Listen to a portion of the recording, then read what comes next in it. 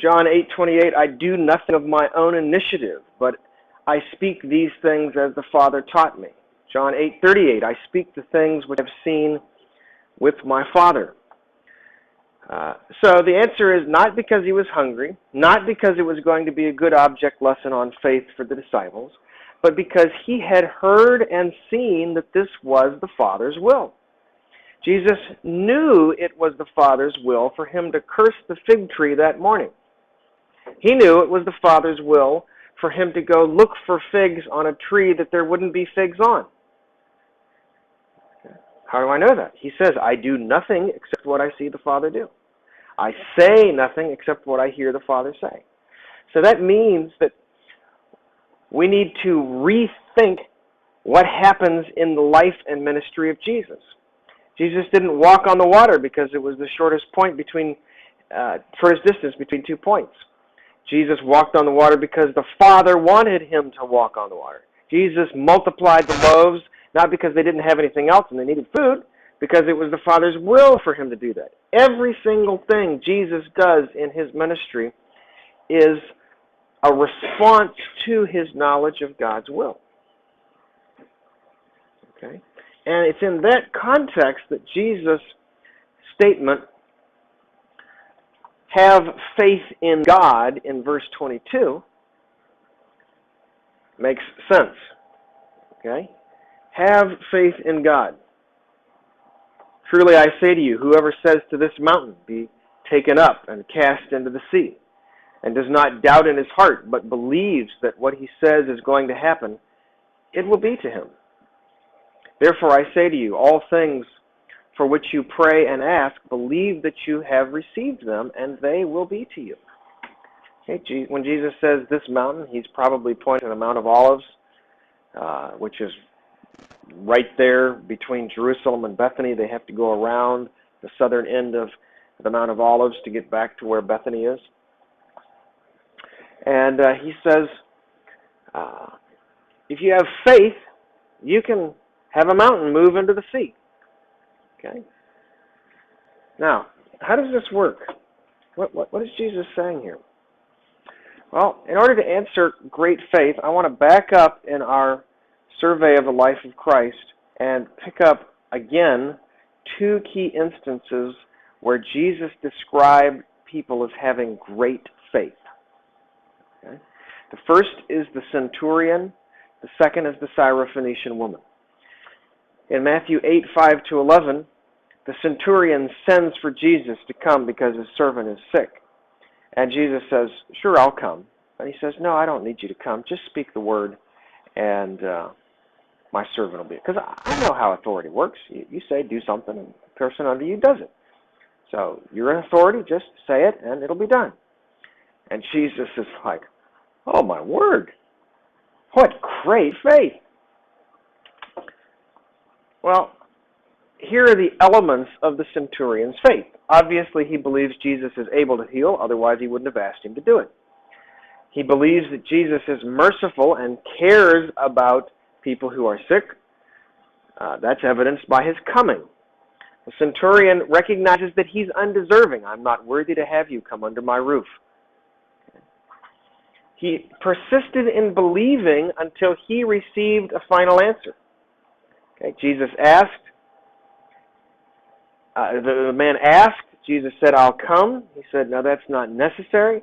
Then Jesus says, go your way, your servant's been healed. He received the answer, your servant has been healed. Okay? Did he see his servant healed at that moment? Well, the servants who had been sent did not see. They had to leave and return to the house. And from his perspective, distance was not an issue. Jesus has sufficient authority to heal from a distance. Okay? Now, let's think about the Canaanite woman. The Canaanite woman comes from a region, began to cry out, have mercy on me, Lord, Son of David. My daughter is cruelly demon-possessed. But he did not answer her a word. And his disciples came and implored him, saying, send her away, because she keeps shouting at us. But he answered them and said, I was sent only to the lost sheep of the house of Israel.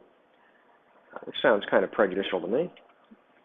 But she came, and bowed down and said, "Lord, help me." And he answered and said, "It's not good to take the children's bread and throw it to the dogs." Now, I don't know when the last time somebody called you a dog was, but in any culture, that's not a compliment. Okay? All right? And she said, "Yes, Lord, but even the dogs feed on the crumbs which fall from their master's table." And Jesus said, "O woman, your faith is great. It shall be done for you as you wish." And her daughter was healed at once. Now, once again, the elements of great faith. Jesus is able. Distance isn't an issue. Jesus is merciful despite appearances. And this needs to be expanded just a bit. Jesus is merciful even though he won't answer me when I talk to him. Jesus is merciful when he seems to be favoring other people and disfavoring me. I was not sent but to the lost sheep of the house of Israel. Jesus is merciful even when he appears to not value me. It's not fit to give the children's bread to dogs. How many times do you pray and you feel like God's not listening? Jesus was listening, but he wasn't answering. God's answering other people. Here I am sitting in Wednesday night prayer meeting, and all these people are getting up and talking about answers to prayer, and I've been praying and praying and praying and nothing. Is he showing favoritism? Man, I've been doing my best to obey God, and why are all these bad things happening to me? He seems to be not valuing me. Faith says Jesus cares, Jesus hears, Jesus is going to respond, regardless of the appearances of things. She acknowledged she was undeserving. I am but a dog. Indeed. Now, you need to know that dog was an idiom in Jewish language for Gentiles. They called Gentiles dogs. So it doesn't have to be, it's kind of a double-edged sword. You can take it as just, well, you're a Gentile, or you can take it as you're a mutt. Okay? And some Jews meant both. I don't think Jesus meant you're a mutt. Okay? She persisted until she received a final answer. She didn't quit. Okay? She had people oppose her, the disciples. Go away, lady. You can tell he doesn't want to hear from you. He's not saying anything, is he? Go away. Lord, send her away. Okay? She doesn't quit. She persists until she receives a final answer. Now, one more thing I want to say about Syrophoenician woman. When Jesus said to her,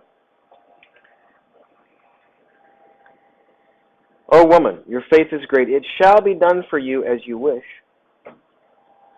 she was standing next to Jesus. She had to leave Jesus and go back home. Syrophoenicia is a long way from Israel. Okay.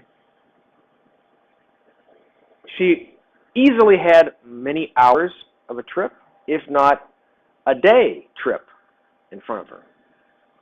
And what do you think the devil was saying to her as she walked away from Jesus? Right. It'll be done. He didn't do anything. He's not coming. And she had to persist in faith, it shall be done, until she arrived home. She got the word, it'll be done. But she didn't see the word accomplished until she arrived home. Sometimes you and I receive the word from God. I'll take care of this. And we don't see anything. One day, a week, a month. Hey, God, I thought you said you were going to take care of this.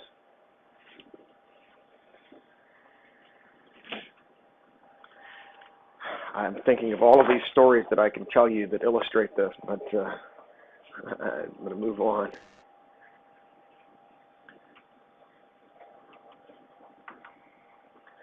I want to give one more example of great faith because I think it's important to qualify.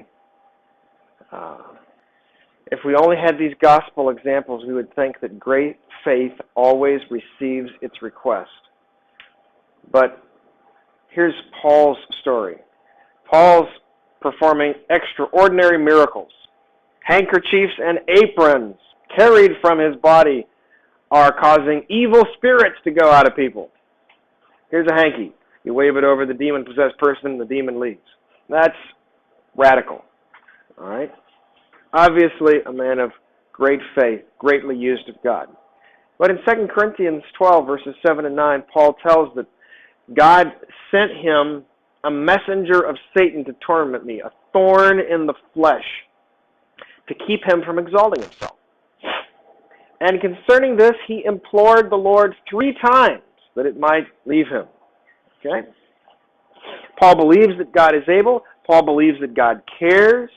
Paul believes that distance isn't an issue. Obviously, Jesus can heal right now. I don't need him physically present. Okay? He persisted until he received a final answer. He asked once. God said no. Does no mean no? Does silence mean no? Well, not necessarily. Second time. Ask again. Gets a second no. Third time. He gets no. My grace is sufficient for you. My power is perfected in weakness. At that point, he had received a final answer. So apparently I'm learning from Paul that 3 no's in a row, you know the answer is no. All right? And now notice his response. It's not like, all right, I'll grin and bear it. God's going to make me suffer through this one. So tough it out, hunker down, gotta be a man. No. Most gladly, therefore, will I rather boast about my weaknesses. Not only am I going to accept it, I'm going to glory in it. I'm weak. Yes. God's power will be demonstrated more thoroughly through me. God is able, God's merciful, persistent until he receives a final answer. So, Jesus says, have faith in God and you can move a mountain. So what is faith in God? Well, we all know Hebrews 11:1. Hopefully, by now you've learned that the King James should be understood in the way that I have here on the screen. Now, faith is the assurance of things hoped for. King James faith is a substance. Substance in modern English means the stuff something's made of. Okay? Faith is not a substance. The Greek word means assurance. Faith is the assurance of things hoped for.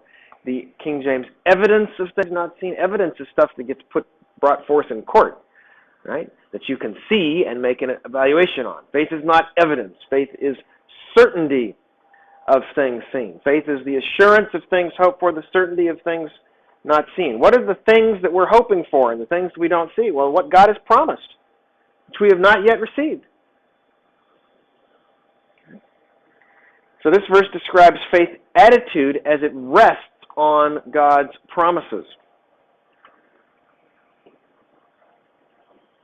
Truly I say to you, whoever says to this mountain, be taken up and cast into the sea, and does not doubt in his heart, but believes that what he says is going to happen, it will be done to him. When can I say to a mountain, all right, get up and move? The same conditions under which Jesus cursed the fig tree. We have seen and heard the Father's will, and thus we know that the Father wants the mountain moved. And when God says to me, I'm going to move that mountain, I can say to that mountain, be moved.